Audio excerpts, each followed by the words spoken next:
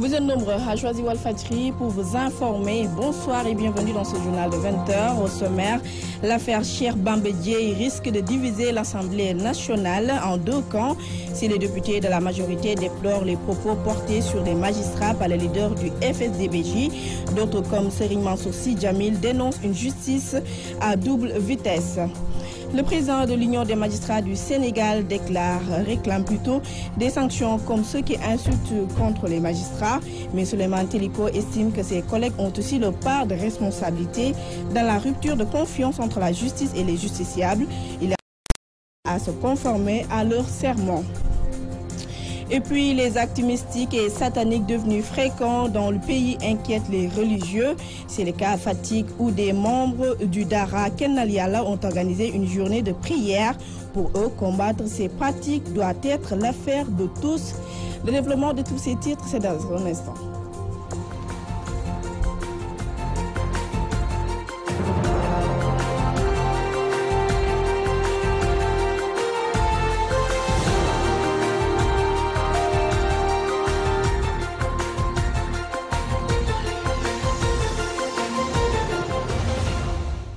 Merci de nous accueillir chez vous. Convocation de Cheikh Bamba Dièye par la DIC. Des parlementaires s'indignent et apportent leur solidarité au patron du FSDBJ.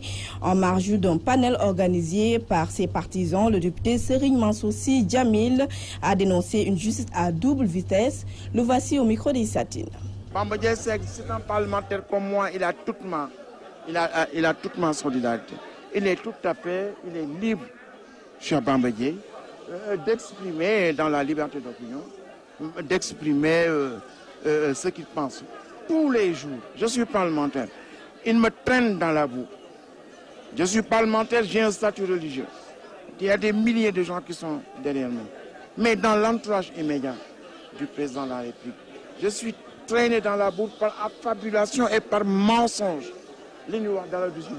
Est-ce que Atunalen, est-ce que Wananen Delulen Ganao, est-ce que la justice s'est autosaisie pour dire que Serigne Mansour, c'est un citoyen honnête qui fait son travail, mais qui donne son point de vue. Parce que yonent bi dafa wax ni jihaad bi gën jafe mooy nga fekk sultan roi wala président de la République bu jàng nga ni ko mu gestu la nga ni ko jàng man nag si loolu laa nekk tey si loolu laa nekk ëllëg et je suis en pleine solidarité. Pour ce qui est de Khalifa Sall, depuis 1 an, j'ai fait toutes les interventions en disant que sa condamnation est une condamnation politique. Ça n'a rien à voir avec la justice. La justice est en train d'éliminer un adversaire politique. Ça n'a rien à voir. Parce que Wolof dafa am lu ñuy wax jomb waxuma jomb am na lu nga xam ne nii da nga koy jombale sa bopp. Je ne peux pas me permettre en sachant pertinemment que ce que je lui reproche, j'ai dans mon tiroir et dans mes dossiers des gens qui ont fait exactement la même chose et qui sont en train de se promener. Restons toujours dans le même sujet pour parler de l'Assemblée générale de l'Union des magistrats du Sénégal. Souleymane Teliko condamne les attaques personnelles et injustifiées contre les juges, mais le président de l'UMS s'en est aussi pris à l'exécutif dénonçant le traitement particulier accordé à certains dossiers judiciaires. Nous y reviendrons plus amplement avec Abdou Khoudos Diallo. Parlons de politique à présent. À Touba, les jeunes républicains proposent 2 solutions pour récupérer la cité religieuse, toujours gagnée par l'opposition, impliquer davantage des jeunes dans la marche du parti et réconcilier les responsables dont le tiraillement ont fini d'affaiblir l'APR dans le Bawal. Écoutons à ce propos le reportage signé par Momodou Matarsar. L'APR a toujours perdu les élections à Touba. Le président Sall, après avoir essayé plusieurs options sans succès, devrait mieux intégrer la jeunesse républicaine pour renverser la tendance dans la cité religieuse. Déclaration faite par les jeunes de l'APR lors d'une rencontre avec la presse. Abdou Fattah Diop. Après avoir essayé plusieurs options sans succès, cette jeunesse qui est en contact direct et permanent avec les populations dans les quartiers, dans les transports publics, dans les écoles, vous demande solennellement de mieux l'intégrer car elle manifeste aujourd'hui une maturité politique sans précédent et une détermination remarquable et surtout une intelligence religieuse dans ses activités. Veuillez offrir à votre jeunesse républicaine, la jeunesse de Touba, l'opportunité d'une plus grande implication dans les activités de leur parti. Ces jeunes de l'APR appellent toutes les forces vives à l'unité car selon eux, c'est à cause des querelles intestines qu'ils ont toujours perdu les élections à Touba. Aujourd'hui, nous croyons que, avec l'unité, la constitution d'une jeunesse républicaine qui sera au service simplement du président de la République, nous pourrons envisager de gagner les élections à venir. Les tendances qui ont été toujours vécues dans cette commune, je crois bien, est à l'origine de nombreuses défaites qu'on a vues lors des élections passées. Concluant, les jeunes de l'APR déclarent que le président Macky Sall, qui a un bilan facile à défendre, ne devrait plus perdre des élections à Touba. La coalition a toujours perdu des élections. Nous le savons tous. C'est une situation qui ne répond pas à la lumière des réalisations faites dans la commune. Excellence, Monsieur le Président de la République, nous savons que depuis votre accession à la tête de ce pays, vous n'avez jamais cessé d'investir dans la ville sainte. Maintenant, c'est à nous, la jeunesse républicaine. Au lieu de nous attarder sur des querelles internes, nous devons vulgariser ce magnifique travail du président. Touba Mbacké, Mamadou Makhtar Sarr pour la radio-télévision Walfadjri. Assemblée générale de l'Union des magistrats du Sénégal, Souleymane Teliko, condamne les attaques personnelles et injustifiées contre les juges, mais le président de l'UMS en est aussi pris à l'exécutif, dénonçant plutôt le traitement particulier de certains dossiers judiciaires. Synthèse signée Abdoukhdous Diallo. Les critiques parfois légitimes de nos concitoyens, ainsi parle le président de l'Union des magistrats du Sénégal sur le fonctionnement de la justice au Sénégal. Et Souleymane Teliko va plus loin dans son discours pour dire que le rythme particulier auquel sont soumises certaines affaires, les postures et positions de certains d'entre les magistrats confortent bien la position des Sénégalais qui parlent d'une justice à deux vitesses. Des attaques inquiétantes selon Teliko qui traduisent une progressive rupture entre les citoyens et la justice. Et pour mettre fin à ces dérives, Teliko rappelle les promesses non tenues du ministre de la Justice. À maintes reprises, vous nous avez tenu un discours qui laisse penser que vous êtes un partisan de la transparence. Donc, faites que cela se réalise. Le président de l'Union des magistrats du Sénégal crache ainsi sur les lenteurs administratives qui bloquent le fonctionnement de leur secteur. Et pour se conformer davantage à leur serment, Souleymane Teliko demande à ce que chaque acteur assume son devoir de sa part et soit responsable. Parlons de politique. Benno Bokk Yakaar de Golf Sud arme ses responsables à la direction de la présidentielle. Ses membres ont organisé une journée de partage sur le parrainage et les réalisations du président Macky Sall dans cette commune. Voici Aïda Sow Diawara, maire, et au micro de Théodore Semedo. Nous sommes réunis aujourd'hui au niveau de la commune de Golf, le Benno Bokk Yakaar, pour échanger, passer la journée pour échanger sur le parrainage. Pourquoi le parrainage et comment le parrainage, et surtout pour parler des réalisations du président Macky Sall, en particulier dans la commune de Golf Sud et dans le département de Guédiawaye. Ça se fait parce que nous nous acheminons vers des élections présidentielles et nous avons comme option de lire le président de la République au premier tour. Donc même si nous sommes confiants avec les réalisations du chef de l'État que cela se fera sans problème, mais en politique, il ne faut pas toujours dormir sur ses lauriers. Ce qui fait que nous devons sensibiliser les populations, leur apporter la bonne nouvelle, leur expliquer comment va se faire le parrainage, parce qu'il y a beaucoup de gens qui circulent en ce moment pour demander des cartes d'identité et autres. Donc nous avons à dire à nos militants et à nos sympathisants comment doit se faire ce parrainage et qu'est-ce qu'il faut faire pour réussir ce parrainage. Il faut aller pêcher dans les autres partis, aller pêcher dans la société civile. Donc il faut qu'on explique aux militants qu'ils comprennent les enjeux et qu'ils savent quoi dire, n'est-ce pas, à ces personnes qu'ils vont rencontrer. Et vous verrez les dossards avec commune de Golf Sud. Nous avons mis là-bas des panneaux indiquant que la baignade est interdite. Nous sommes maintenant en partenariat avec les sapeurs-pompiers et la police. Mais vous savez que ce n'est pas facile parce qu'on ne peut pas retenir la mer avec ses bras. et des jeunes sont tellement nombreux qu'on ne peut pas les retenir. Maintenant, donc, on est en train de réfléchir sur comment enrayer ce fléau qui n'est pas facile, qui n'est pas seulement une question de la mairie ou de l'État, mais c'est de tout le monde, parce que les parents d'élèves en premier chef, les élèves aussi, les enfants.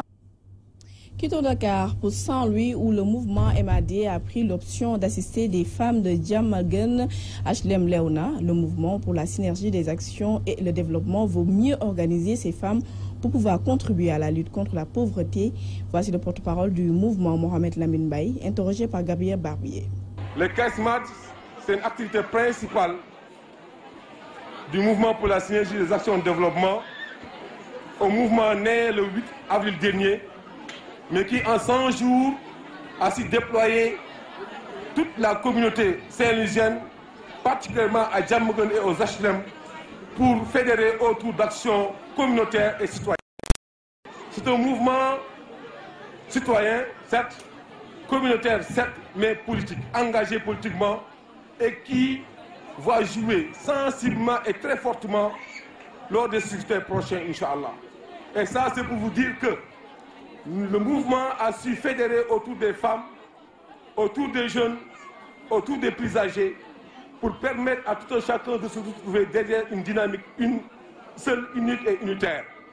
Ceci pour dire que, effectivement, dans le cadre de nos quartiers respectifs, nous allons contribuer effectivement à l'amélioration du cadre de vie, à l'amélioration de l'offre sanitaire, à l'amélioration de l'éducation de nos enfants et surtout à la promotion et à l'appui, effectivement, à la promotion et l'appui de nos groupements féminins.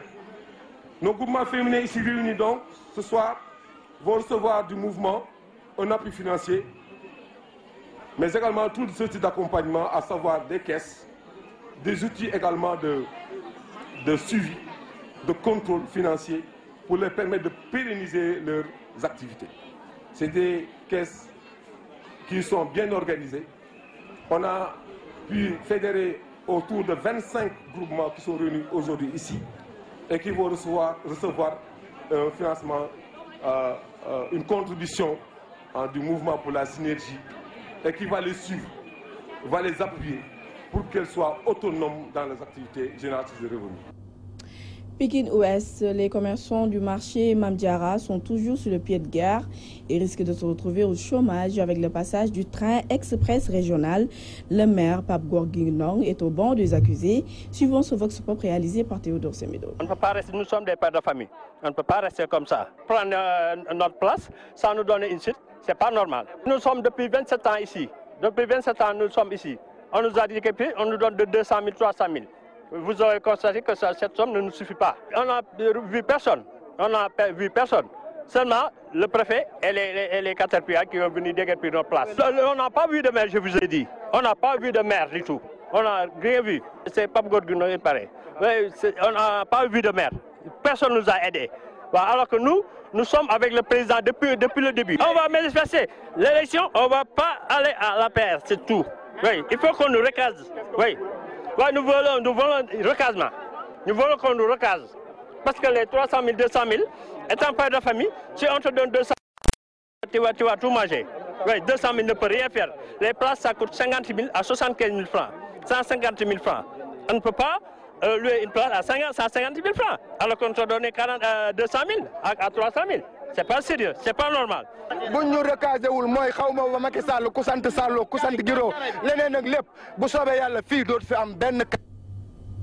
Un litige foncier entre le sommeil des populations de la cité millionnaire à Grand-Yoff. 3 familles sont menacées d'expulsion par une banque de la place. Les concernés dénoncent ce qu'ils appellent une mafia du foncier.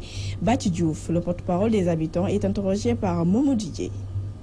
Je fais partie des 3 familles qui sont sous le coup de l'expulsion aujourd'hui.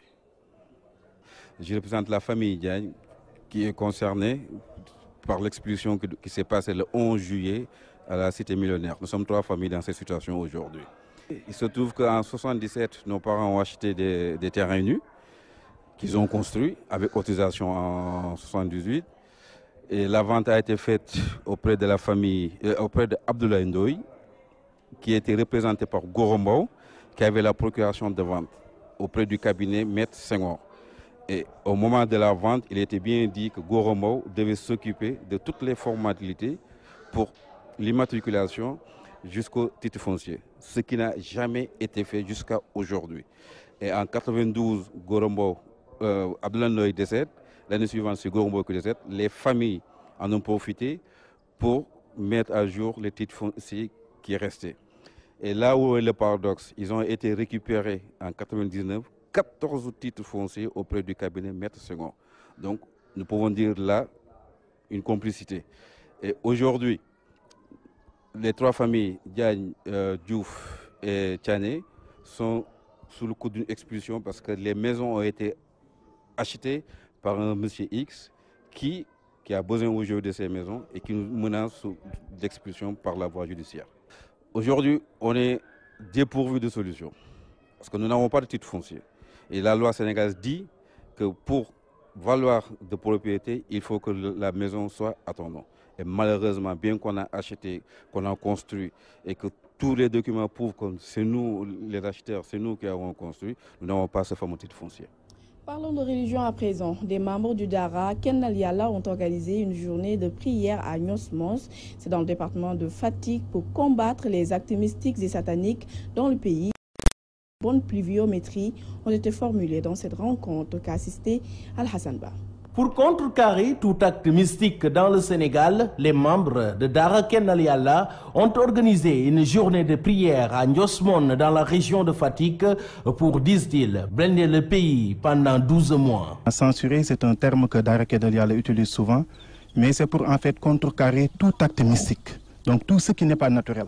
C'est ça maintenant que nous allons essayer maintenant de faire aujourd'hui, pour que maintenant cette année-ci, à partir d'aujourd'hui maintenant, jusqu'à maintenant le 3 encore de l'année suivante, aucun acte maintenant satanique ou bien mystique ne pourra pas se passer, Inch'Allah. Considérant de koufrou, mécréance, les gris-gris et talismans, qu'ils dénoncent d'ailleurs partout, ils appellent les musulmans à la réalité et de se délier de Satan et du silk et de prendre comme seul protecteur Allah. Voilà, là c'est ce que le Dara Kenal Yalla montre souvent, à travers les médias, à travers l'internet, etc.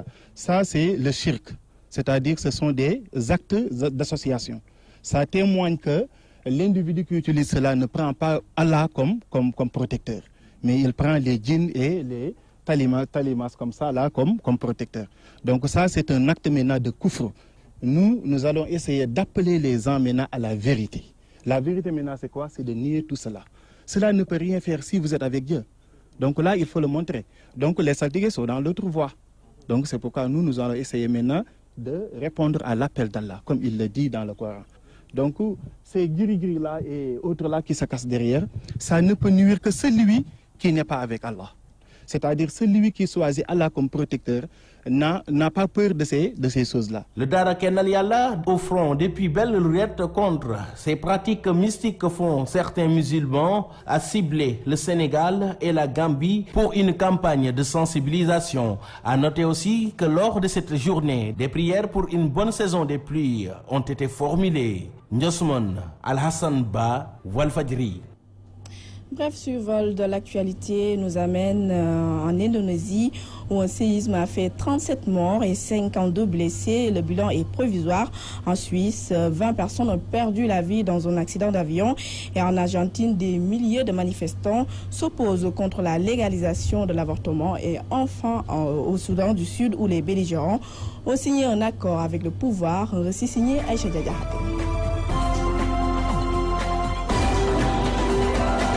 Séisme en Indonésie, nous démarrons l'actualité internationale où un nouveau bilan dressé par les autorités fait état d'au moins morts et des dizaines de blessés après le séisme de magnitude 7 qui secoue ce dimanche l'île indonésienne de Lombok. C'est à l'est de Bali. Ce tremblement de terre intervient une semaine après un premier séisme sur cette même île qui avait fait 17 morts. Selon le dernier bilan, 52 personnes ont été blessées, une annonce faite par l'agence officielle indonésienne Antara. L'épicentre du séisme se situe en mer à 18 km au nord-ouest de Lombok, loin des principaux endroits touristiques du sud et de l'ouest de l'île. Un porte-parole de l'agence indonésienne de gestion des catastrophes, Sutopo Purwo, Météo a indiqué que de nouveaux bâtiments avaient été endommagés à Mataram. Il s'agit pour la plupart des bâtiments construits avec des matériaux peu solides. Les autorités ont lancé une alerte au tsunami levée par la suite. Des habitants de Mataram ont décrit une forte secousse qui a jeté les habitants dans les rues, coupés de l'électricité et en train d'évacuer des patients à l'hôpital. Direction Suisse, une vingtaine de morts ont été notés dans un accident d'avion de collection. C'est un lourd bilan des Alpes suisses après le crash d'un avion cité ce samedi 4 août. 20 morts, dont un enfant. Le trimoteur avait rallié la ville de Lacorno dans le sud du pays, à la capitale économique Zurich. Il s'est écrasé dans le canton des Grisons à 2540 mètres d'altitude. Mais les causes du crash restent pour le moment un mystère. Très vite, 5 hélicoptères ont été dépêchés sur les lieux du crash. Mais selon les autorités, il n'y a plus aucun espoir de retrouver de survivants. En plus des 3 membres d'équipage, l'appareil transportait 17 passagers venus de Suisse et d'Autriche, tous venus passer le week-end au bord du lac Majeur à la frontière italienne. Un témoin, cité par la presse, raconte avoir vu l'avion faire un brusque demi-tour avant de tomber comme une pierre. L'appareil, un ancien avion de guerre allemand daté à la fin des années 1930, mais sa dernière inspection en juillet n'avait révélé aucun problème technique. La piste d'une collision en vol ou d'une explosion a été écartée. La thèse de la canicule qui touche la Suisse et qui aurait pu causer un dysfonctionnement des moteurs est également laissée de côté.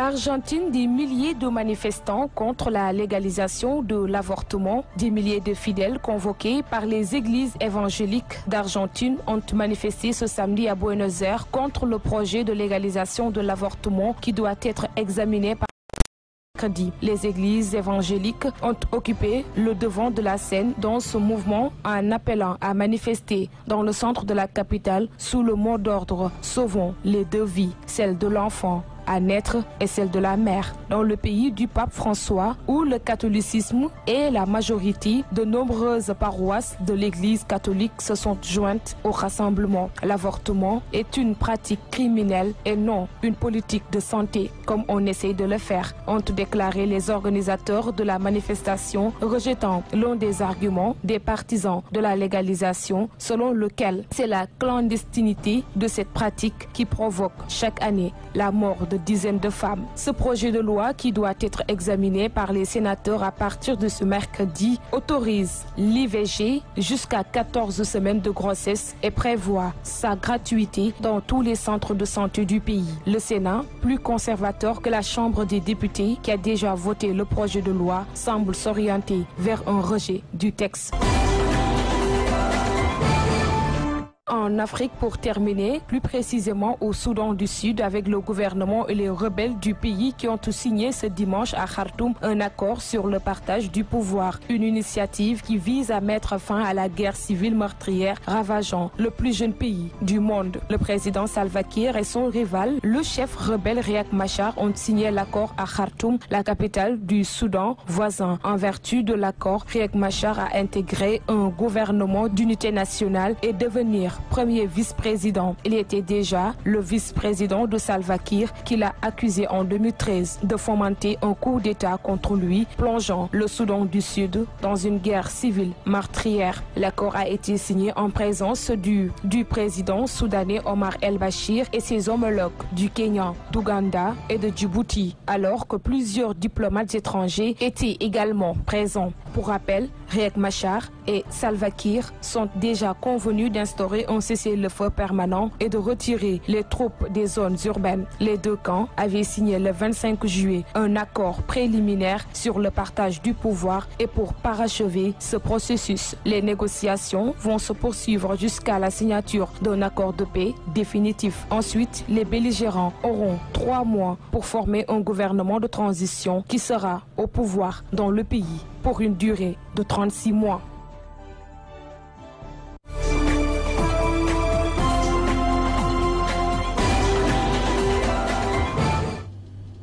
Et c'est la fin de ce journal de 20h. Merci de nous avoir suivis. Au revoir.